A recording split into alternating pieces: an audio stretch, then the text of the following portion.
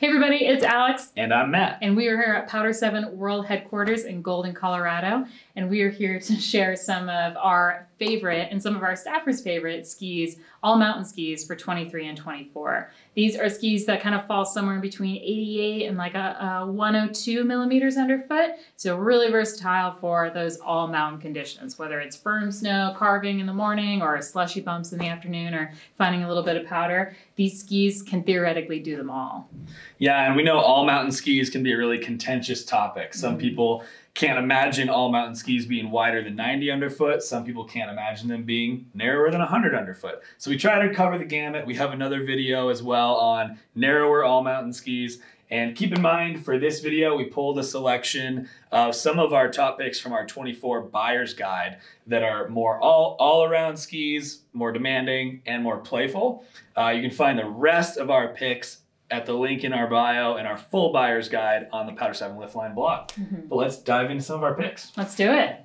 My first ski here is a returner, actually, with a fresh graphic. This is the Black Crow's Serpo. And this is a really fun, interesting ski for Black Crows, because normally Black Crows is known for kind of their more poppy, playful, soft, buttery constructions. The ski actually has a little bit of metal in it, just like the Justice has this kind of H-frame of metal in there. So you have kind of more solid metal underfoot that tapers in the tip and tail into kind of this H-shaped kind of fork that gives you metal where you need it along the edges, kind of power where you need it, without keeping the ski too torsionally rigid as you would with something that has a full sheet of metal in it.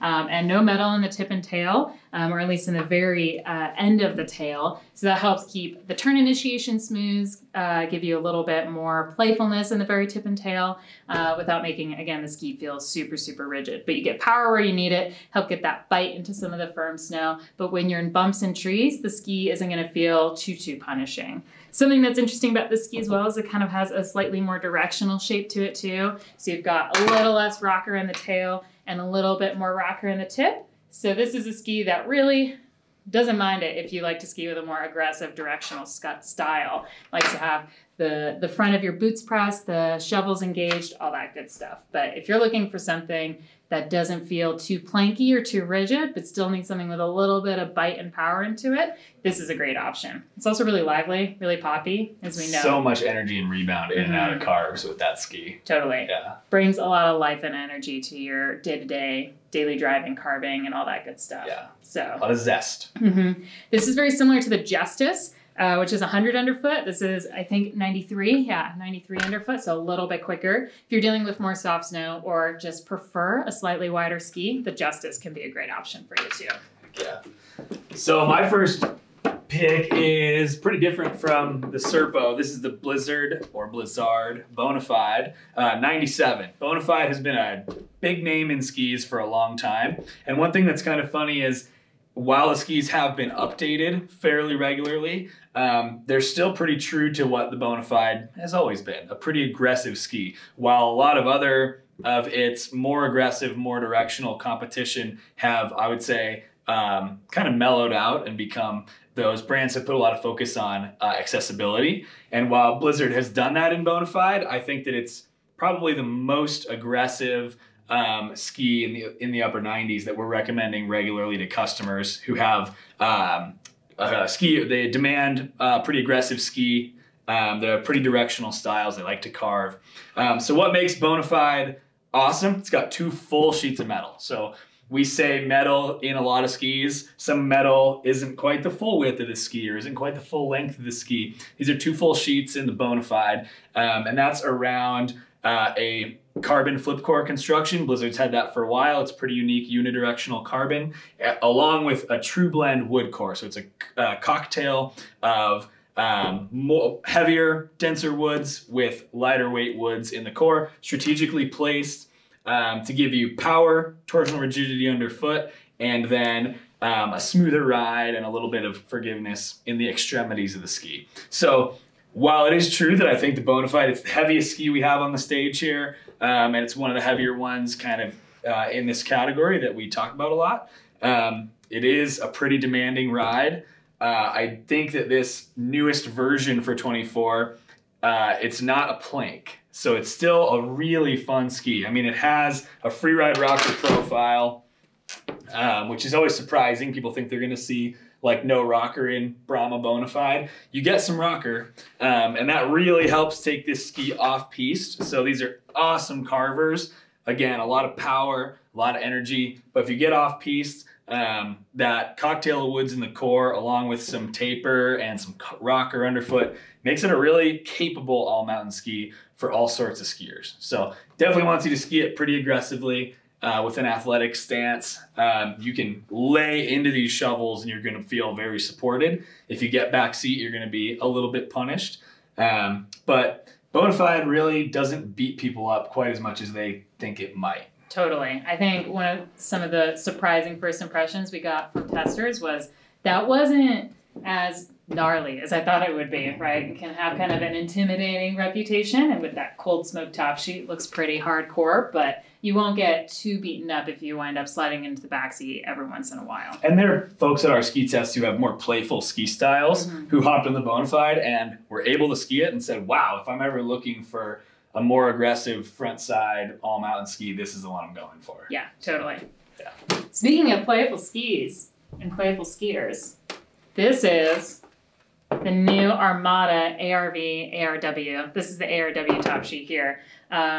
94. So the narrower ARV and ARWs are getting kind of a revamp this year. Armada's kind of bringing it back to the freestyle roots. So these are a little bit lighter. They are a little bit softer and they're more oriented for freestyle. So buttering, taking them into the bark. So if you're looking for something that is really capable of handling your jumps, spins, skiing switch, and things like that, while still needing to tackle all mountain conditions, this is a great option. Armada, the 94 kind of sits in the middle of the flex ranges. There's a 100, which is going to be the softest, really buttery, and then an 88, which is going to be a little bit stiffer. The 94 sits right in the middle, so perfect little Goldilocks number right there. You've got a very progressive kind of rocker shape in here, lots of splay in the tip and tail, tons of camber underfoot to kind of flex into and get a lot of spring and stability out of.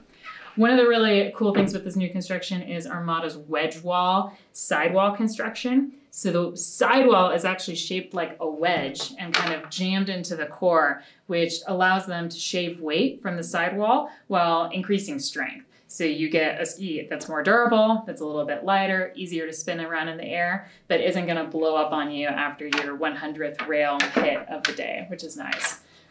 We like the 94 as kind of a nice, again, mid spot for someone dealing with like some firmer snow, but still needs something that can handle softer snow when it comes around every once in a while. Yeah, and both the 94 and the 100, our staff really like that new shape. I know like some of the older ARVs back in the day, were really fun. They could get a little hooky, especially with like a windskin or in heavier pow. This new shape with some more taper tips and tails has done away with all that. So I'm a big fan of 94 and 100. Yeah, some of the biggest takes away from testers were carves really well for the size and the flex. Like one of Sam, a really aggressive directional skier here at the shop, she was like, I don't know about skiing that. I don't know if that's going to support my ski style, but she loved it and was able to be like, yeah, that carve's just as good as I want it to.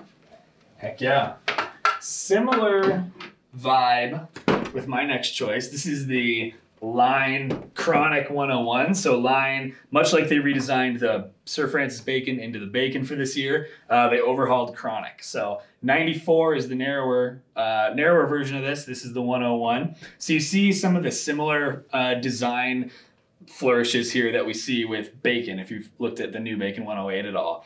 So what you're going to get is a pretty stout feel under your foot. Line's using thick cut sidewalls here. So reinforced sidewalls, that really improves durability, kind of on the point with the Armada for skis that you're going to be jibbing or hitting rails with, or just exploring the mountain, maybe hitting some rocks with. That thick cut sidewall gives you more durability. It also helps improve torsional rigidity and power right under your boot. So that's going to improve stability versus what you think of with a lot of line skis, to be honest.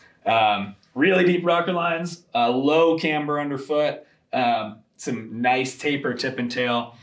We say that a lot. I think it's because a lot of skis mirror that shape, and it's because it works really well. So especially in an all-mountain ski where we're carving, we're jumping off stuff, and then we're hunting for soft snow in trees, the Chronic 101 is really well built to do all that stuff.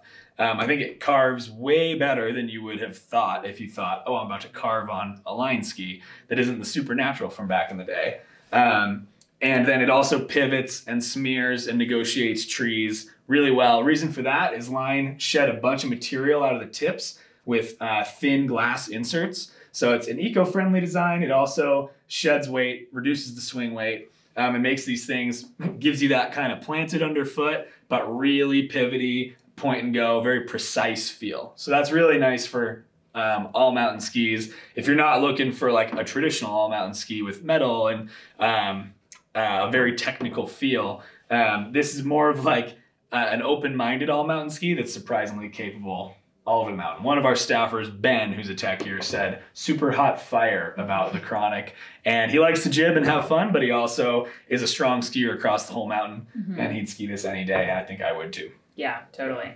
Just to compare them to the ARVs, this felt quite a bit heavier to me. Felt like you had a bit more power underfoot, like you were mentioning, and dealing with kind of like those choppier conditions. Whereas the ARV felt a lot lighter and a lot snappier and a lot more poppy. That one feels like very planted and glued to the snow, despite all the rocker, like you mentioned, very pivoty. I think despite being a line ski, having a pretty forward-thinking top sheet graphic, and having a lot of tail splay here, you know, really twin-tipped, out of the new skis in this category, right around 100 all mountain skis that are all mountain freestyle, these, in my opinion, handle the whole mountain and the wide variety of snow conditions the best. They're the heaviest, the most heft there for that, but yeah, really versatile. Yeah.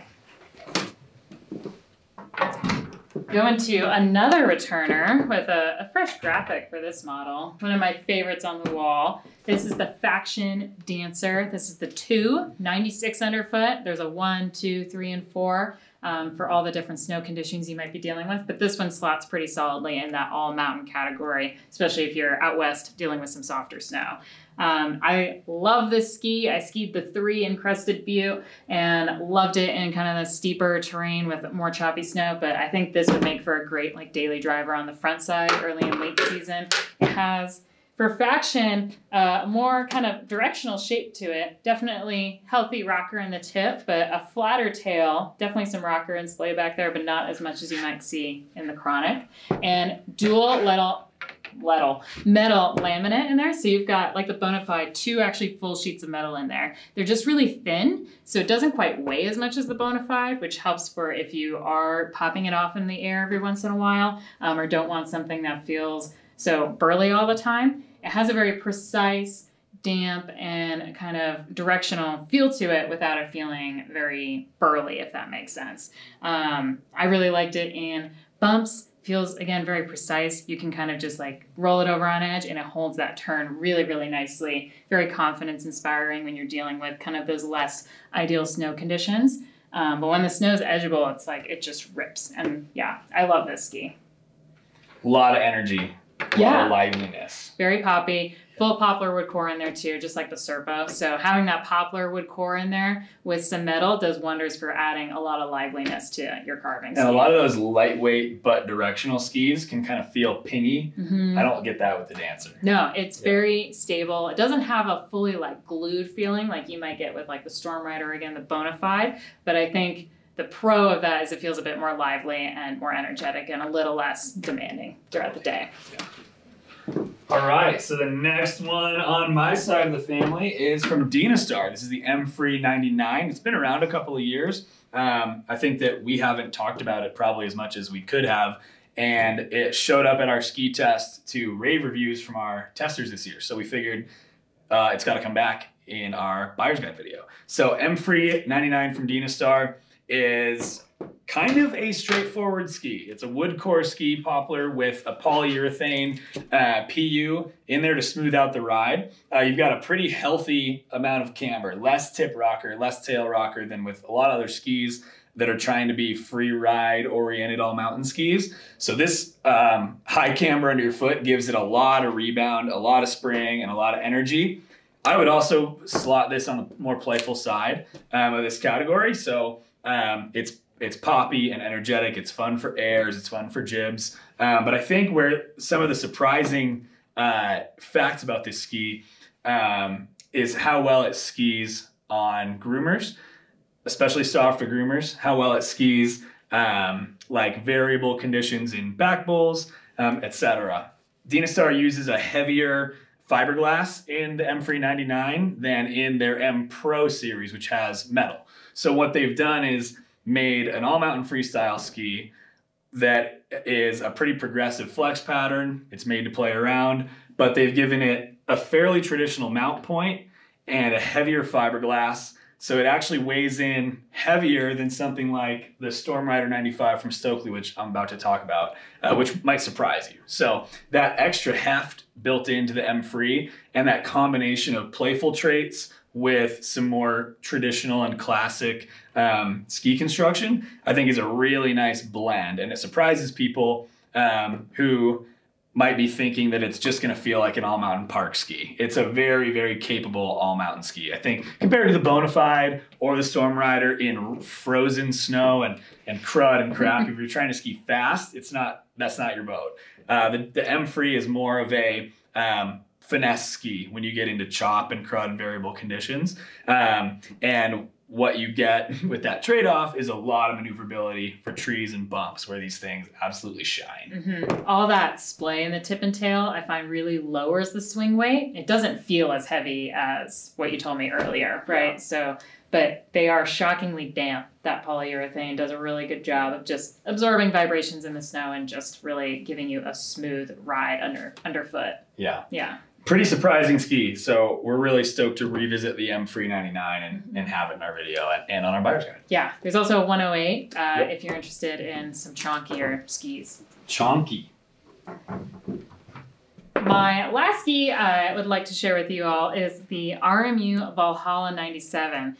This is a women-specific model. There is also the men's Apostle. There's an Apostle 96. This year they're actually coming out with an Apostle 96 Pro, which has a same construction as the Apostle 96, but with a little bit of metal in there, so to help you find some bite.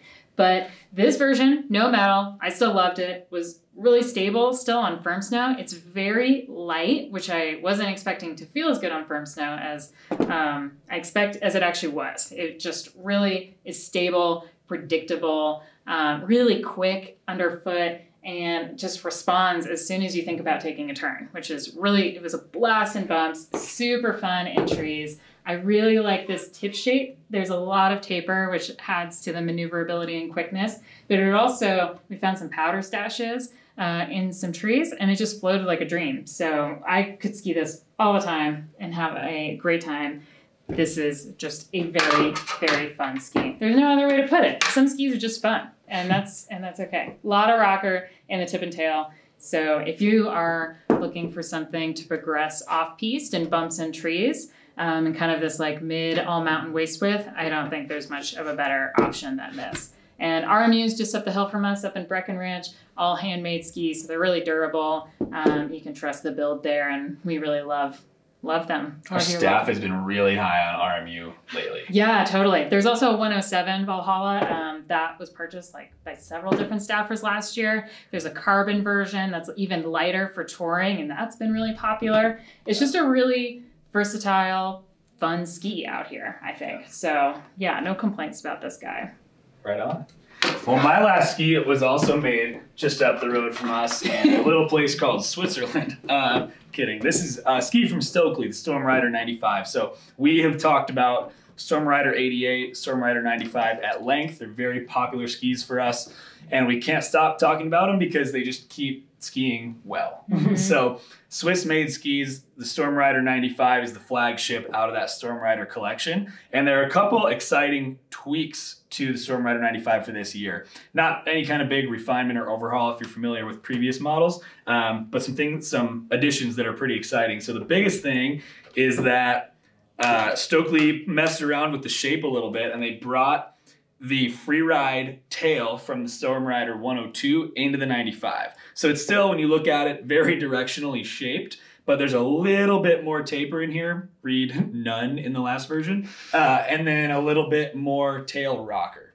So that emphasizes the gist with the Stormrider, which is it looks fast, it skis fast, it has 2 sheets of metal with the Titanol brush finish that looks really clean. But everyone who steps on a Stormrider 95 is pretty floored at how intuitive they are to ski and how they actually have some meaningful freeride flavor. So they feel lightweight in the tips. Floating in soft snow, maneuvering them through trees is awesome. I actually think the Stormrider 95 is probably my favorite bump ski of all time, just because it's very planted like you would expect from a Stormrider, but it's also really smooth and light through the tips. So a lot of skis shed weight through the tips, but they get deflected, they're pingy if you hit crud or variable snow. That doesn't happen with Stormriders. It's Stockli's magic cocktail that includes a rubber dust, if we're gonna get really technical, inside the ski to smooth out the ride. So everything is really plush and smooth with Stormrider. Biggest bottom line is that, like I said, they are surprisingly light, less than 4,000 grams for the pair, which would surprise you with a ski with 2 sheets of metal. So very skiable. For honestly a really athletic intermediate skier who wants to progress and ski everything on the mountain.